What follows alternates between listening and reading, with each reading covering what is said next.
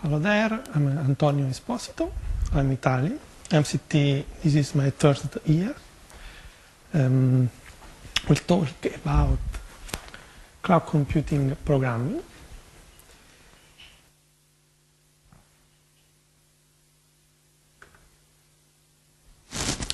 The mouse has stopped working. Okay. Let's talk about asynchronous programming. The name of the session is Handling 1 million of messages.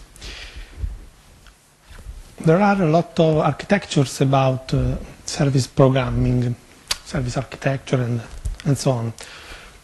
The difference is that handling one message, 1,000 or 1 million messages should not be a difference for us. We should always handle the highest level of messages, maybe 1 million, to create a real reliable architecture. On Windows Azure, we have a lot of features that helps us to program service application. The actual version of Windows Azure has an infrastructure as a service level, a platform as a service, and a software as a service, like the one around security and federation security. We are not using federation security in this session. While we are going to use a queued message-based solution. I don't know if you have ever used queues. There are queues in Windows maybe from 10 or 15 years. In .NET Framework there are different types of queues, also parallel queues, while the one exposed on Azure have a very interesting feature. They are reliable. They are really, really reliable. We talked about, not me, other guys, about security, about backup, about a lot of things. But when we create an architecture, our real problem is being sure of the reliability of our solution. So,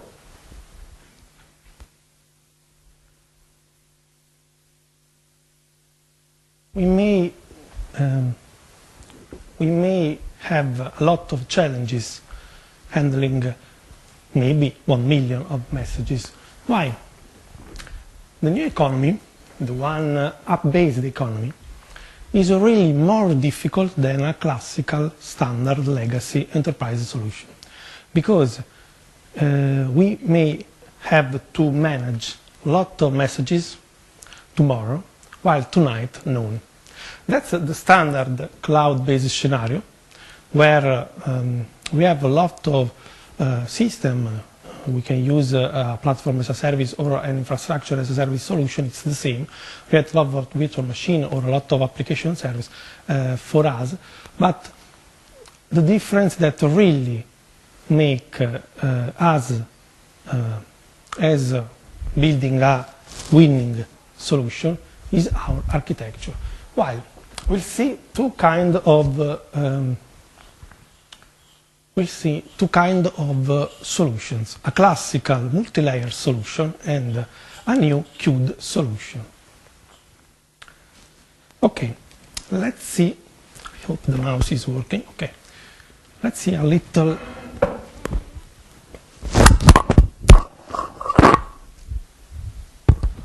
Sorry.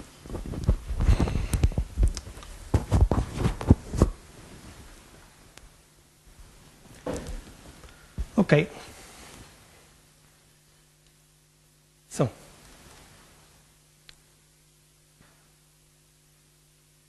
in a classical solution,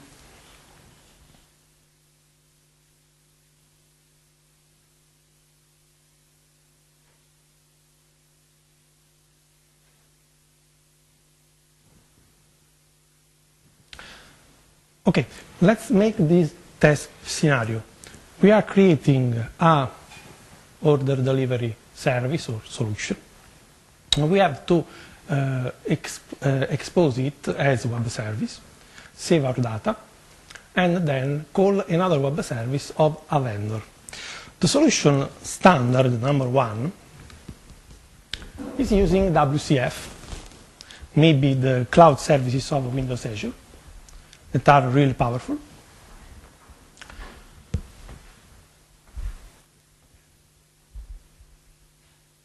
And we may also try to have some test of throttling and see if it's really reliable as we expect to is. Let's see. When we create a good multi-layer solution, we maybe create something like this, a very little data model, a service. The service has two operations. The first, able to register an order that expects the name of the customer.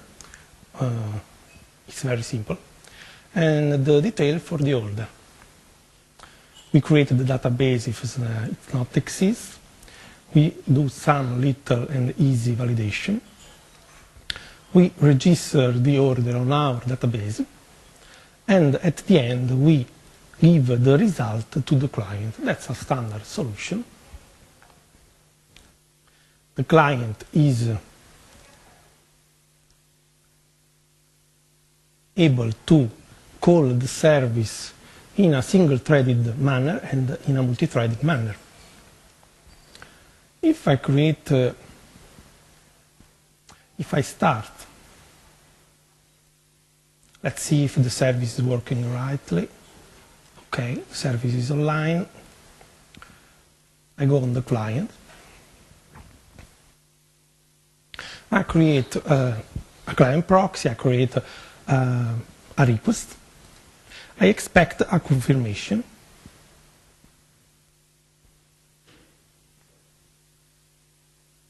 How much time am I expecting? Yeah, really, we may also let the program say it.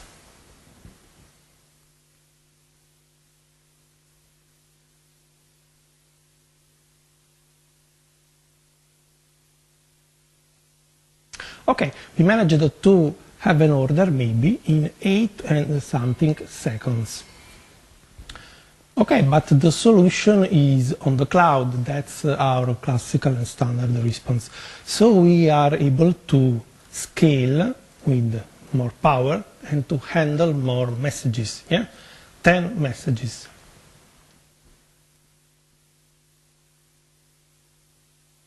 A parallel call.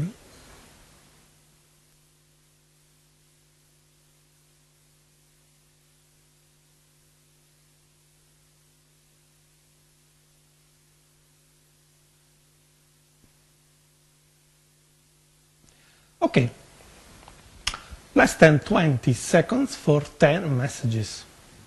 Okay, so we finished maybe in 2 seconds per message, but that's not the truth. We use the parallelism right here, so that means that a single call is always during 8 seconds. We can't reduce this time until we don't use powerful machine on cloud.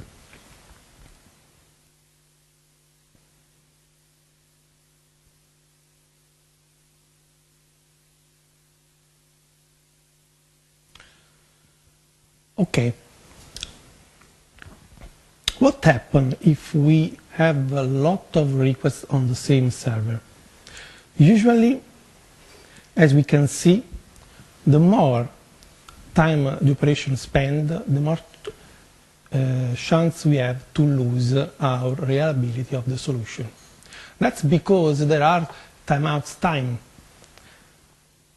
and we can't use sessions or transactions on internet, only in some intranet, and that's not our scenario. So this is a good solution as a multi-level solution using maybe 10 virtual machines on a cloud service. has everything we can spend or use to reach a real good expectations from this solution, but we always have to change our mind if we really want to have a new approach to this programming. That's our solution in a diagram. We are using a client, we are calling the service. The service then stores the data on its own database. The service then calls another service, and then back again. The question that we should use here is why the client should wait for the vendor service. Is calling him or it.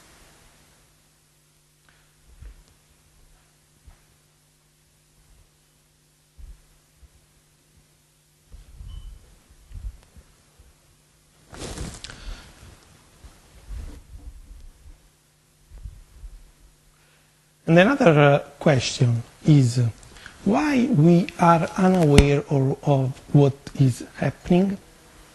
We don't have any kind of advantage percentage, nothing. We are waiting. We are waiting 8 seconds. And if the connection drop, if the client crash, if the server crash, if something go wrong, we have lost our job because on internet we can't use transactions. On internet we can't use sessions because are too expensive to be used on internet. So let's see another solution.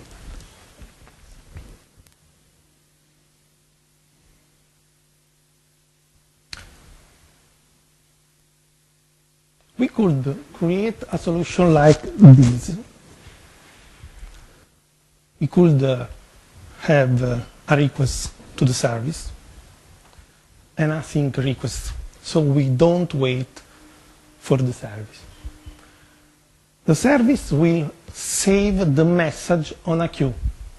Why having this saving? This is a real persistence of the message. This helps us to maintain the state of the full job that we are facing. If the single virtual machine of the service go down, another virtual machine can process the job from the last position without losing nothing. And then we have an acknowledge. And then we have the validation process as another message. So maybe another virtual machine may do this second job.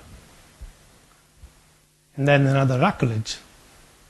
So the client knows that we are at step 2 of our job. And then we can ask the supplier the processing of the order. And at the end, another acknowledge. Let's see how this is possible.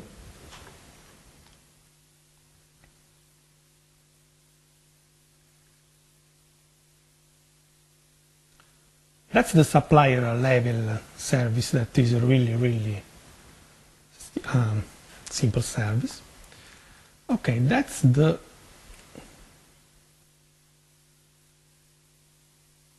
queued client and the queued service.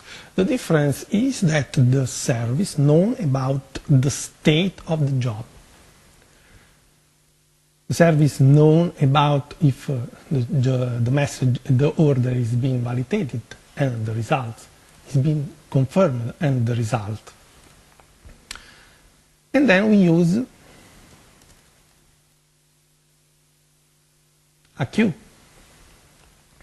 on Windows Azure. That's the key to use the queue on Windows Azure. We expose this service as an async service using the newly WebSockets binding. the net HTTP binding.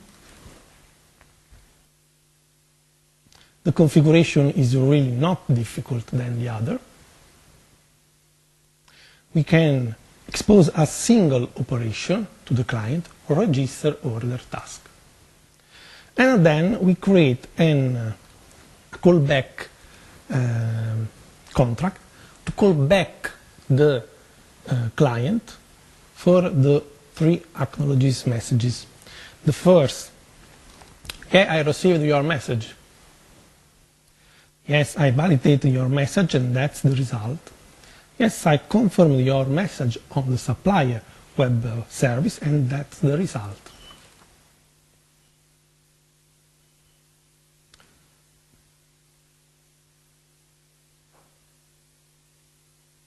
The code is not so much different from the first. When we take the first message, we make some little validation. We save really the message on the database, and then we save the callback channel.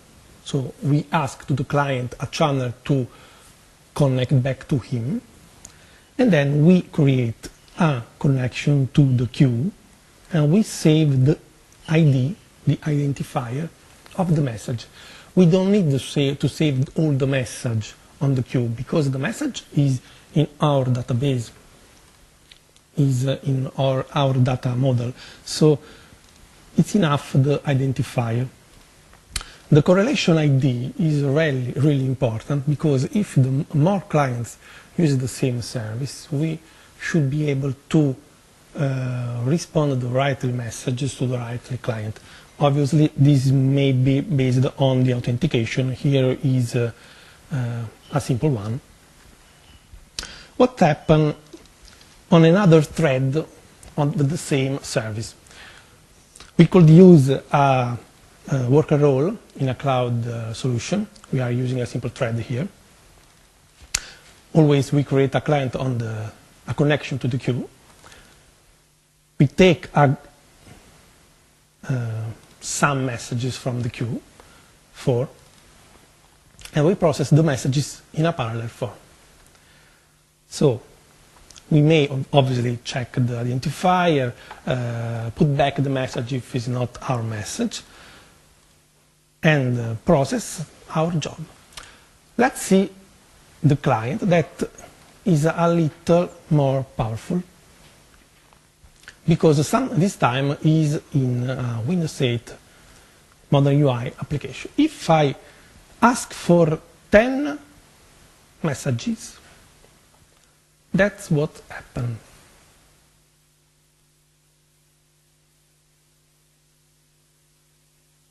Should happen.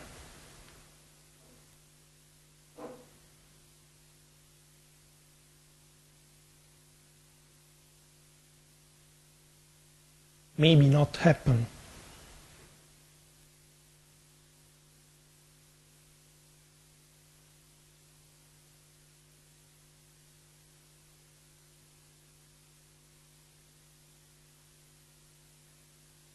No, don't happen.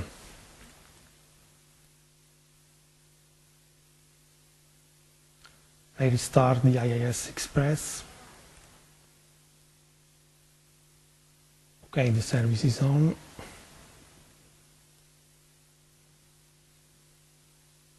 Okay, let's retry. Okay.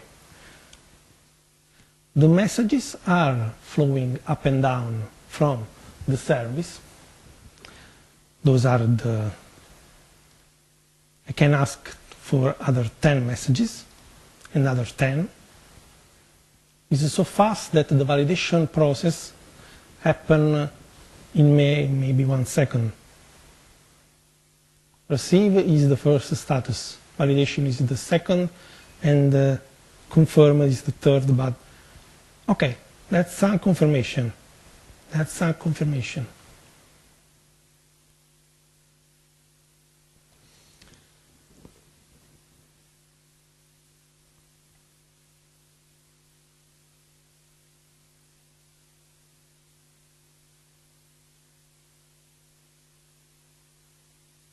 Okay, let's ask for other 21. 20.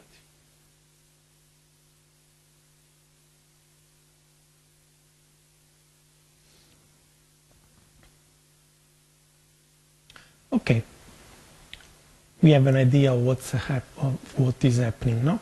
So let's talk about what is happening. Usually, when we create a service, our first not really problem, but the word as soon as possible is always in our specifications. We got to create a fast service. Yeah, it's true. But what does it mean, fast? The difference is then, on the first solution, the response time grow up based on the number of clients. If something goes wrong, as I said, we may lose every job. And the more messages are sent, the more chance of having troubles we have. In the second scenario, yeah, it's slower. Maybe the latency is lower. We may wait always 8 seconds for one message.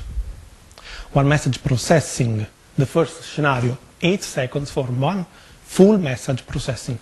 In the second solution, maybe we wait 15 seconds, but we are knowing which is the step the message is. We know that the service is working. We also know that if the virtual machine maintaining our service go down, another virtual machine can go on the same job.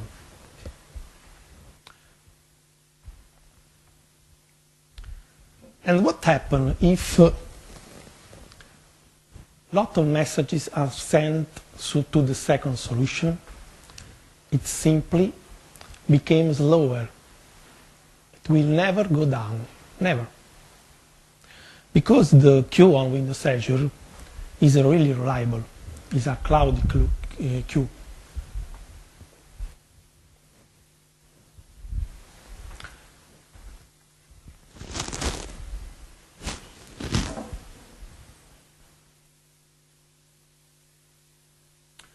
Sure, we gotta maintain a service level agreement, but is it really necessary to give a response in 1 second, less than 1 second? And is used to be so? The most solution I saw, the real response of our request is maybe sometime 1 minute. How many times we faced the timeout problem? The default timeout is 1 minute. So we got to grow up the timeout limit to 10 minutes, to 1 hour. Is it reliable? Is it reliable? I think no. So that's the solution.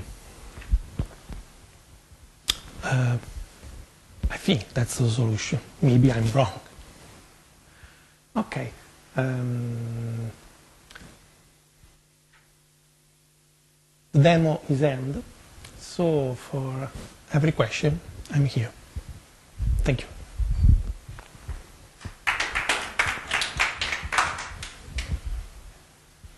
Have you ever created some asynchronous architecture?